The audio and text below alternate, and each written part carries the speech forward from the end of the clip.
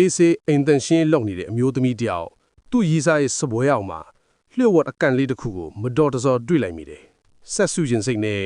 အဲ့ဒီအကန့်လေးကိုတွန်းဖွင့်ကြည့်လိုက်တော့အထဲမှာခလုတ်အနီလေးတစ်ခုကိုတွားတွေ့တယ်ဘာရင်မဟုတ်ပဲအဲ့ဒီခလုတ်လေးကိုလှိုက်လိုက်တာနဲ့တပြိုင်နက်ရှေ့ကဘီရိုကြီးကဟသွားပြီးလျှို့ဝှက်ခန်းတစ်ခုပေါ်လာပါလေတော့အဲ့ဒီလိုနဲ့ကြောင်တောင်ထိနေတော့အပင်ဘက်ကနေလူအုပ်ကြီးပြေးလွှားလာတဲ့ခြေတန်းကြီးကြားလိုက်ရတယ်လူမီမာကြောက်လို့အဲ့ဒီအခန်းလေးကိုအမြင်ဝင်ပုံးလိုက်ရတာပေါ့တကယ်တော့အဲ့ဒီလူတွေကသူ့ရီးစားရဲ့ရန်ညူးရှိတဲ့လူတွေဖြစ်ပြီးသူ့ကိုပြင်ပေးဆွေးပြီးတော့သူ့ရီးစားကိုချင်းချောက်ဖို့လာရှာကြတာအဲ့ဒီလူတွေက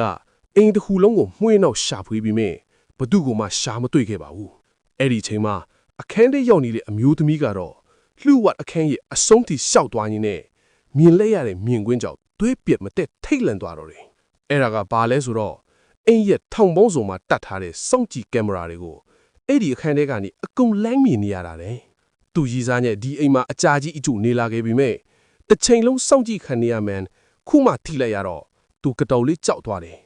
ဒါပေမဲ့သူ့ရဲ့ကြောက်စိတ်တွေမပြေခင်မှာပဲဘေးနားကဗီဒီယိုတစ်ခုကိုထပ်တွေ့လိုက်ပြန်တယ်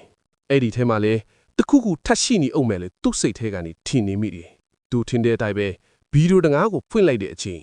အထဲမှာတွေ့လိုက်ရတဲ့အရာကသူ့ကိုတေလောက်အောင်ကိုထိတ်လန့်သွားစေခဲ့ပါတယ်